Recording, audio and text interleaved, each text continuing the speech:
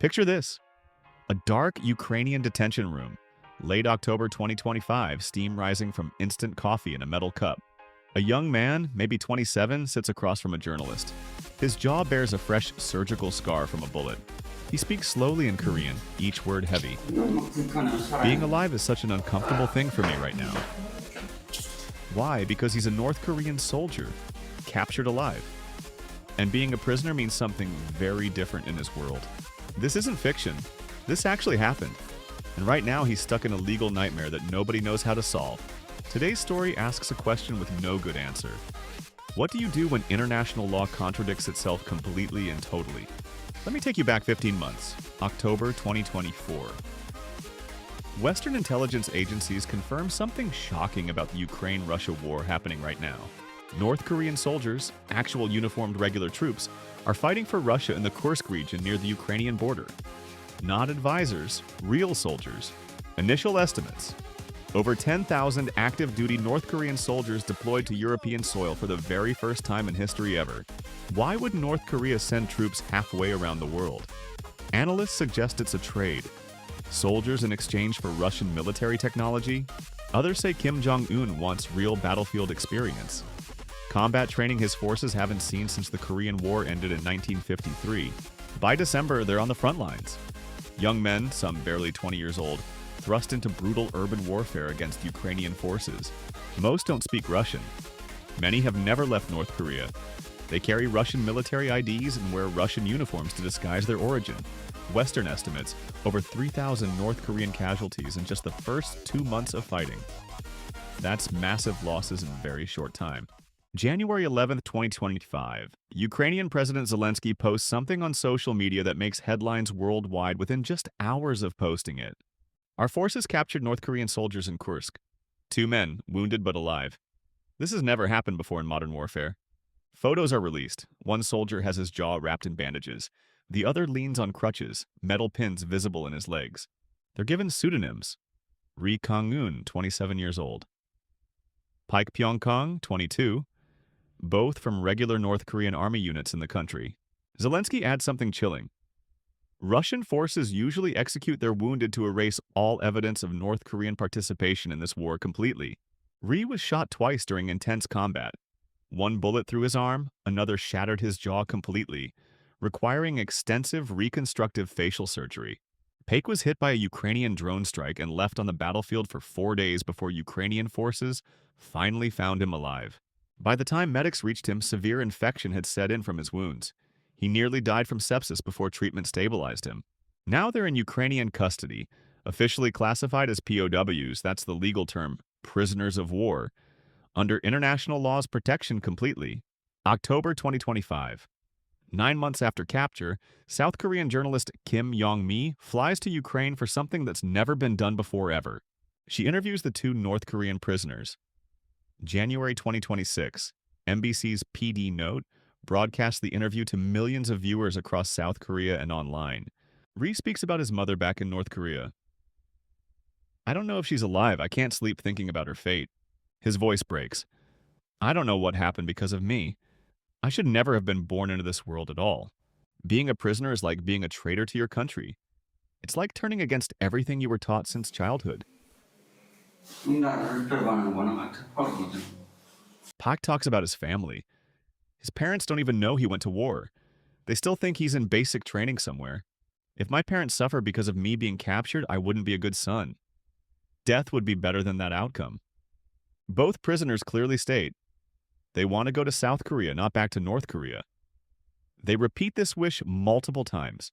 The interview is emotional, powerful. People around the world watch and sympathize.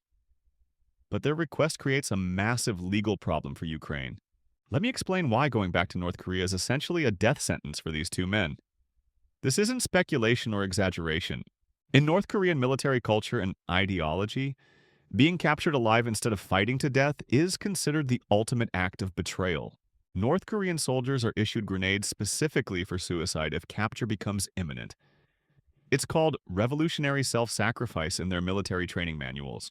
Ri mentioned this directly in his interview with visible pain. "Other comrades blew themselves up, but I couldn't do it. I didn't have courage. I'll regret that decision for the rest of my life. I should have died with them on that battlefield in Kursk. What actually happens to North Korean soldiers who return after being captured? The regime maintains absolute secrecy. Nobody knows the details for certain. But defectors who escaped North Korea report that captured soldiers are treated as traitors. Prison camps, torture, execution, or all three combined together. Here's what makes it even worse. North Korea has a documented system called guilt by association. Collective punishment for entire families spanning multiple generations? Guilt by association means collective punishment. When one family member commits a crime, the entire family suffers the consequences for that person's actions completely. Under this system, 3 generations can be imprisoned: the guilty person, their parents, and their children. It's actually codified in North Korean law. So if Ri and Pike return to North Korea, they'll likely be tortured or executed. But their families will suffer too, just for being related. Ri's mother that he's worried about? She's probably already being interrogated right now. Pake's parents who don't know he's captured? They'll find out the hard way. This isn't hypothetical. This is the documented reality of how North Korea operates. Defector testimonies confirm this system operates exactly this way today. Now let's talk about what international law says Ukraine must do. This is where things get legally complicated very quickly and clearly.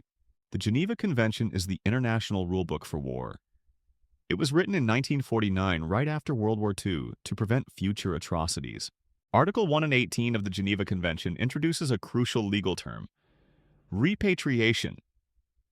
That means sending prisoners back to their home country after war. The exact legal wording states, prisoners shall be released and repatriated without delay after the cessation of active hostilities. It's crystal clear and mandatory. For Ri and Pike, their legally defined home country under international law is North Korea. That's an undisputed legal fact nobody can argue. It doesn't matter that they don't want to go back. It doesn't matter that they requested South Korea instead on camera repeatedly. Under Geneva Convention Article 118, Ukraine has a legal obligation to send them back to North Korea when the war ends. That's the law. If Ukraine sends them to South Korea instead of North Korea, Ukraine would be directly violating the Geneva Convention's mandatory repatriation requirement explicitly. North Korea could legitimately accuse Ukraine of kidnapping and unlawful detention. Russia could use it as propaganda. The accusation would be technically legally correct. But here's where international law crashes into itself. There's another law that directly contradicts Geneva Convention completely. Ready for this legal mess? The Convention Against Torture, abbreviated CAT, was created specifically to prevent states from sending people to places where they'll be tortured or killed. Article 3 of CAT establishes a principle called non-refoulement. That's a legal term meaning you cannot return someone to a place of danger. The exact wording: no state shall expel, return, or extradite where there are substantial grounds for believing torture would occur. It's absolutely binding. Non-refoulement means you cannot send anyone back to a place where they face substantial risk of torture, persecution, or death under any circumstances. Based on everything we know about North Korea, defector testimonies, guilt by association system, treatment of captured soldiers, there are substantial grounds for believing torture.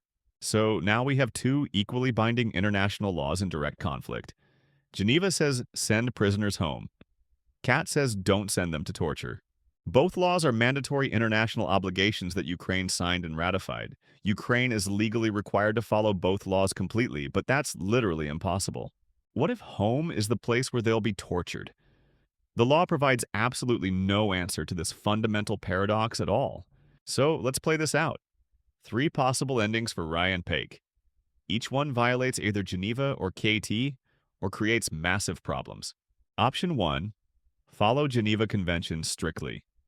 When war ends, Ukraine sends them directly back to North Korea, as Article 118 requires explicitly and clearly, legally clean under Geneva rules, but morally catastrophic.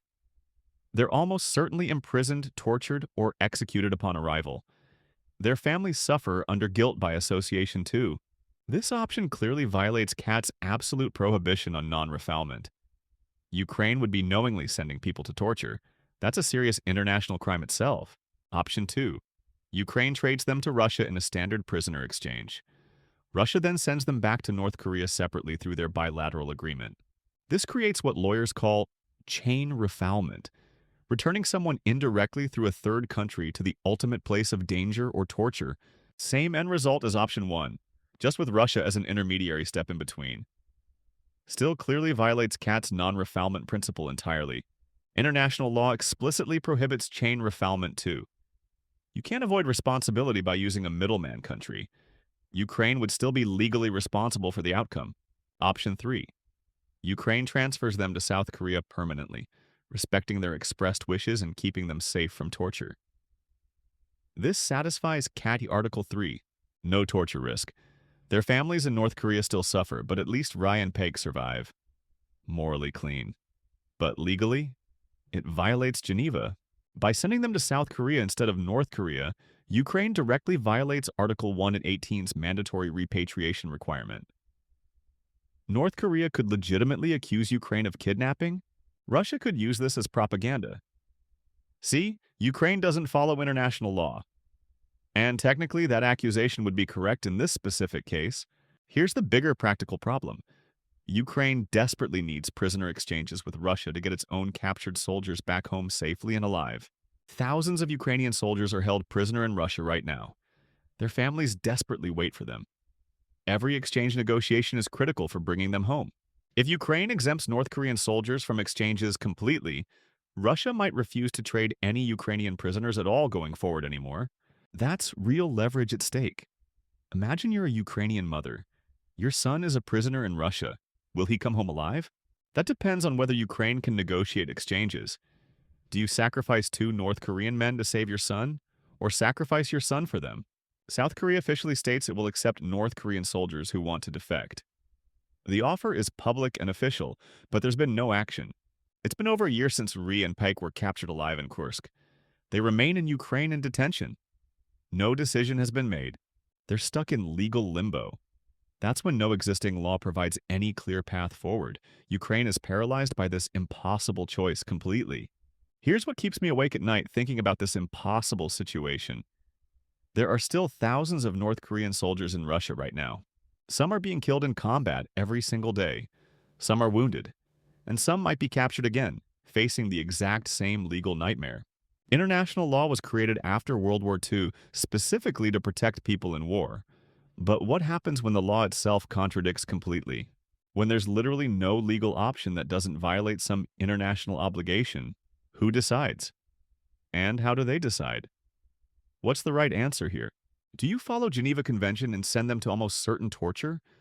Or do you violate Geneva to save their lives under CAT? Do you prioritize the law, or do you prioritize human lives? And if you prioritize lives, whose lives matter more? 2 North Koreans or thousands of Ukrainians? There's a deeper question here too.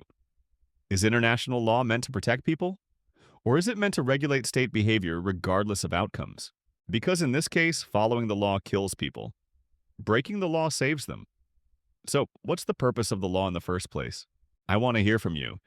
If you were Ukraine's president right now, facing this exact decision, what would you actually do, honestly?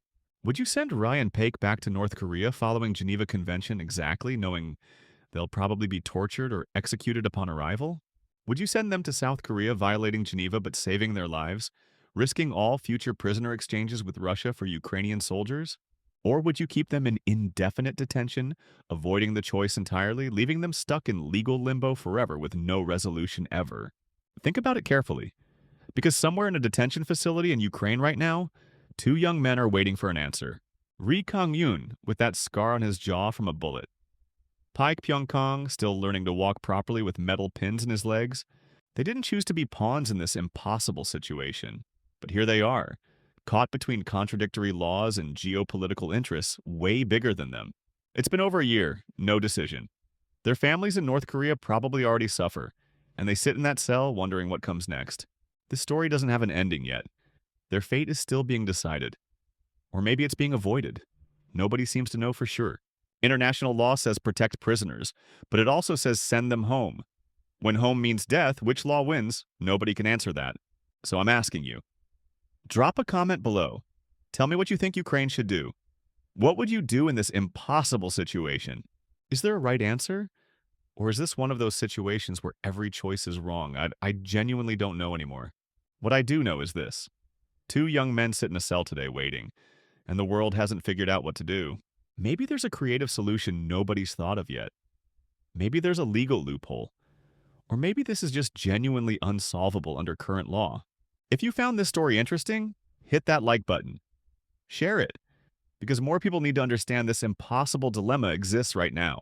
Subscribe if you want more stories about the complicated reality of international law and war. Because this stuff matters. It affects real lives every day. Today's story ends here. But for Ri Kong-gun and Paik Pyong-kong, the story continues. They're still waiting for an answer that might never come. And somewhere in Russia right now, thousands more North Korean soldiers fight. Some will die. Some will be captured. And the nightmare starts again. 언제 만날지 모르겠구나. 우리 보내고 싶지 않네. 보내고 싶지 않아? 아, 어떡하냐. 엄마 같아. 엄마야. 그러니까 나쁜 일 하지 말고 건강하게. 우리 씨.